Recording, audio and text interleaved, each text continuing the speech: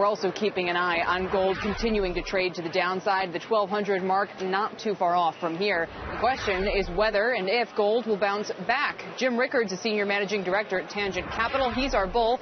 Tom McClellan, editor of the McClellan Market Report newsletter, who joins us on the CNBC Newsline. Thank you both. Jim, let's start with you because I'd like to hear the case, I guess, for buying gold at these levels. Well, it all depends on Fed policy. The reason gold has been going down lately is because the Fed has been tightening. You have basically real interest rates have gone from about 70 basis points negative to 50 basis points positive. That's a 120 basis point increase in real rates. Gold likes negative real rates. In other words, when inflation is higher than the nominal rate. What's happened lately is inflation has gone down, nominal rates have gone up, real rates have gone steeply positive, and so that's bad for gold. So if you say if the Fed continues the tight policy, then gold will continue to trade down. But wait a minute, Jim, what's the case for buying? Because you're bullish gold right here. So what's the case for buying gold right now? The case for buying gold is that the Fed's going to back off. They're not going to taper. Later this year, they'll actually increase purchases because deflation is winning the tug of war between deflation and inflation. Deflation is the Fed's worst nightmare. So in the next 2 months, the Fed will make it clear they're not going to taper. They'll increase purchases later this year. They'll try to get negative real rates, and that's very bullish for gold. Tom, we know you like to put charts on charts, look at price patterns. You've actually, at the request of one of your readers, tried to do this between gold and what stocks did in the '09 lows. What does it tell you? Well, it's a fascinating comparison. What we see in any charts is the personality of the people trading whatever is being looked at. And what we're seeing in gold is the same pattern of the decline and just in the last 2 years that we saw in the stock market from 2007 to 2009. It's the same emotional play that's going on. People falling out of love with stocks back then, people falling out of love with gold now, and we're reaching the climax point equivalent to the March 2009 low for the stock market. That chart that we just showed, Tom, suggests that Jim might actually be right, at least in the near term. There are lots of reasons to be in love with gold right now. The biggest one is that everybody else seems to be falling out of love, and nobody seems to like it. The commercial traders, if you look at the Commitment of Traders data, the commercial traders are at their most bullish stance since the 2001 low, and they usually get proven right. It may take a week or two before that starts to matter, but it's a really hugely bullish condition for gold, and I'm expecting a really large rebound.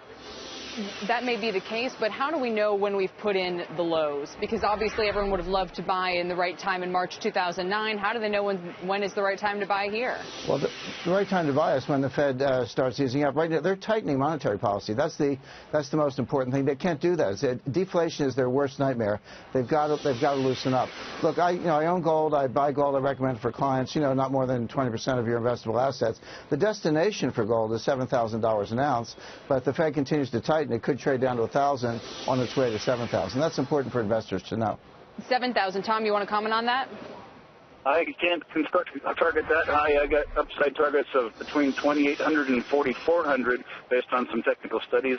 But we could get to 7,000 maybe later. But the biggest reason, the thing that we haven't had yet, we haven't had that Orange County, California blow-up moment like we had in the 1994 bear market in gold. Orange County, California went bankrupt, and that marked a low for bond prices. The moment that we see a big major gold producer announcing that it's curtailing production or it's going out of business, that'll be the moment that we mark the low in gold, and I expect to have one of those announcements any minute. Well, in some ways, if it's a gold producer, that's more favorable than if it's someone on Wall Street, say?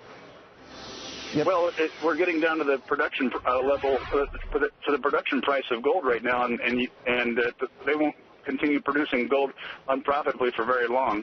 That's a good fundamental analysis. I also look at it geopolitically. Sometime in the next year, China will announce that they've actually acquired over 4,000 tons of gold. That will be a catalyst also. People say, why is China buying gold if it's so worthless? Jim, today, USA Today reminds people that in the early 80s, gold lost 65% of its value, even though this quarter we're looking at 20-some-odd%. You think that a decline of that magnitude is impossible? No, well, not at all, but there were good reasons for it then, Carl. The reason was when gold was $800 an ounce, all the gold in Fort Knox and West Point at the market was more than 100% of M1. That's ridiculous. That was truly a bubble. Today, that number is about 17%. So they're not at all comparable. It should have gone down in the 80s because, by the way, you had positive real rates. That's what Volcker engineered. He got interest rates above inflation. You had positive real rates. Horrible environment for gold. Today, we're seeing a little bit of that with positive real rates, but the Fed's going to flip it, get negative real rates, and that'll be a catalyst for gold. Well, we've certainly gotten some comments from Jerome Powell of the Fed in the last couple of minutes suggesting they will act if inflation falls below their target. Jim and Tom, thank you both. Thank you.